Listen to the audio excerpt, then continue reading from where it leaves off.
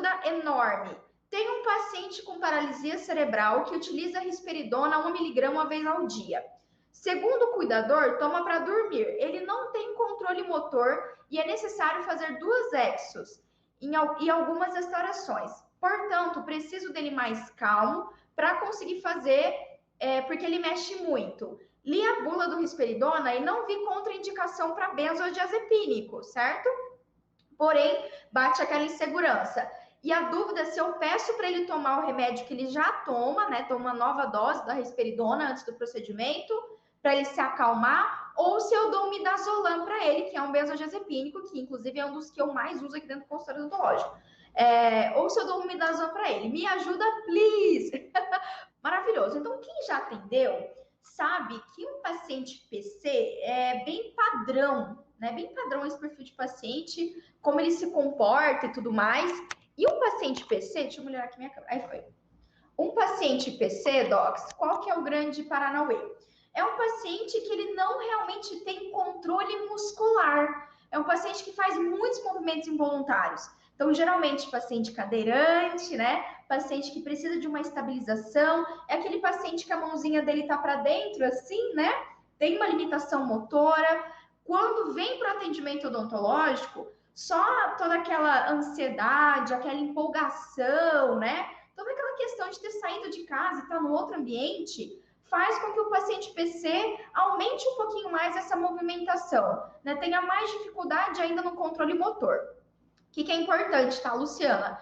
Um paciente PC quase, não vou dizer uma porcentagem correta, mas a grande maioria dos pacientes PC é uma patologia que ela é basicamente motora. Então, o paciente tem uma deficiência motora, mas nem sempre, quase nem sempre, ele tem uma deficiência psicológica, né? Tem uma deficiência mental, intelectual. O que isso quer dizer? Que por mais que ele não consiga se expressar como outras pessoas, o paciente sente. Você tem um ser ali que sente da mesma forma, que tem o cognitivo preservado e que tem a ansiedade no tratamento odontológico, fica ansioso, fica nervoso, e a gente tem que saber lidar com isso, tá, Luciana? Então, o fato de você já se preocupar em executar uma sedação desse paciente é um ponto muito importante para a gente. Olha só que foi como você mandou, né? Beleza, falou, mas esse paciente toma risperidona. Então, o que é a risperidona? A risperidona ela pode ser utilizada para várias coisas.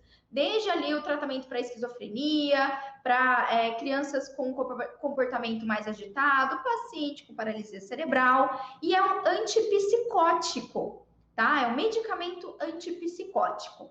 A risperidona, ela tem uma ação sedativa? Não. A risperidona não tem uma ação sedativa. É um antipsicótico. A ação dele, por mais que está tudo ali no sistema nervoso central, é uma outra ação. São outros mediadores, né, que vai atingir esse medicamento. Então, olha só, Luciana, você até pode fazer mais uma dose, mas possivelmente você vai notar que isso não vai ajudar nesse descontrole motor. O paciente ainda vai estar mais agitado, certo? Então, assim, minha experiência de paciente PC, cada colega que atende pacientes PC tem uma abordagem, tá bom? Mas o que eu vou passar para você? Faz um bom tempo que eu não atendo paciente com paralisia cerebral aqui no consultório. Eu atendi muito no CEL, muito paciente PC. Então, qual que era a minha abordagem? Se fosse um paciente que a gente conseguisse fazer uma estabilização, e essa estabilização que eu digo é a estabilização do cuidador mesmo, sabe? Às vezes o cuidador vai, né, faz a estabilização das mãos, o paciente fica menos agitado, a gente consegue colocar um abridor bucal ali, consegue colocar um mordedor. Muitas vezes isso vai ser suficiente. O paciente vai ficar parado, Luciana? Não vai. Quer dizer que não vai dar para a gente executar? Não, dá sim. Às vezes o paciente está movimentando ali, está um pouquinho agitado, está tremendo, mas você consegue fazer uma exo, às vezes você consegue fazer ali uma extração com CIV, né? Um CIV foto, que vai ter uma durabilidade legal. Então você sim consegue executar, tá? Nem sempre a gente vai conseguir fazer aquela dentística, uma abertura, uma endo legal.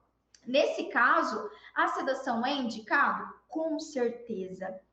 Com certeza a indicação vai ser da sedação. E como você já fez o dever de casa, inclusive parabéns por isso, você já foi lá na bula da risperidona, analisou a risperidona, e se lá não tem uma interação farmacológica com o midazolam, você pode fazer com total tranquilidade, vai ser muito bem-vindo. Só que, ó, o midazolam também, mesmo o midazolam, não necessariamente vai fazer com que o paciente fique relaxado muscular ali, tá? Tem um relaxamento muscular perfeito. Pode ser que diminua a ansiedade, pode ser que o paciente não fique tão agitado, né? Vai ajudar, sem dúvida nenhuma. Mas não espere que o paciente durma, não espere. Se ele dormir, vai ser porque ele ficou bastante relaxado. Mas não que o medicamento, né, o midazolam é um sedativo hipnótico. Então, o paciente ele vai ficar mais tranquilo, vai conseguir tolerar aquele procedimento, possivelmente vai ajudar no controle motor, mas não é dormir, né? O paciente não vai dormir capotar, ele vai ficar mais relaxado. Ó, em relação a essa interação farmacológica, eu vou te dar uma outra dica. Dá uma conferida, além da bula, a bula é maravilhosa, mas dá uma conferida também lá no Medscape. O Medscape é um aplicativo de celular, só você fazer o download aí para iOS, Android, chama Medscape. E ele avalia interações farmacológicas. Ele é fantástico. Você coloca lá a risperidona, que é o que o paciente usa, coloca lá o midazolam, colocou lá os dois e pede para o Medscape avaliar a interação farmacológica, tá? Só para desencargo de consciência. A bula sempre vai ser a fonte mais maravilhosa para gente. Então, lá você, se tiver alguma interação, possivelmente vai estar dizendo o seguinte: esse é um paciente mais resistente, talvez, ao midazolam. Seria indicado uma dose um pouco maior para midazolam para esses casos.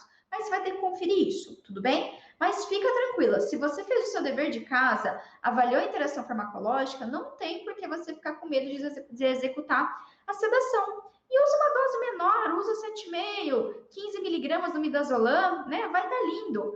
Testa lá, faz uma tentativa. Pamela, mesmo com midazolam, né, fiz tudo que você falou, ainda assim esse paciente PC, esse paciente com paralisia cerebral, esse paciente, ele não conseguiu, né, coitado, ele não, e gente, não é porque ele não quer, tá bom, Luciana, não é porque o paciente não quer, muitas vezes ele quer, mas ele tá tão ansioso que isso reflete na movimentação e na coordenação motora do paciente, tá bom? Então, assim, se mesmo assim você fizer essas tentativas com uma sedação leve dentro do consultório, né? Com uma estabilização, os familiares estão muito acostumados com isso, geralmente. Não conseguiu? Pamela, qual seria a indicação? Com certeza eu te falaria para você pensar numa sedação moderada ou, quiçá, na anestesia geral, para você fazer todo o tratamento do paciente. Tá? Deixa eu aumentar aqui meu ar-condicionado. Aumentar não, né? Deixa eu diminuir meu ar-condicionado aqui que eu tô com mau calor já. Fui no CrossFit, tô com calor. Tá certo? Então, essa é a sugestão que eu dou para você. Não precisa você ficar com medo da sedação. A sedação é uma ferramenta maravilhosa. Se não tem interação farmacológica, usa o midazolam, vai na fé, com certeza. E se eventualmente, mesmo isso não ser suficiente, pode ser que você precise de uma sedação um pouco mais moderada, quiçá anestesia geral. Eu sei, assim, da minha experiência com anestesia geral, até hoje, paciente PC e paciente com deficiência intelectual grave foram os dois perfis de pacientes que até hoje eu mais atendi sobre anestesia geral. Então, isso pode ser, inclusive, uma das formas mais efetivas, sabe, de você tratar o paciente. Isso é tão interessante que no ano passado eu coloquei dentro da Academia da Odontologia Sistêmica, que é o meu treinamento e mentoria online, eu coloquei dentro da academia um mini curso acho que deu já umas 6 horas mais ou menos, um mini curso só sobre anestesia geral, só com o que a gente faz para levar um paciente para anestesia geral. Então, assim, isso é muito bem-vindo e é uma coisa que o dentista não faz tanto, mas deveria. Também é um ótimo recurso. De nada, Luciana, muito boa a sua pergunta, tá? You're the best!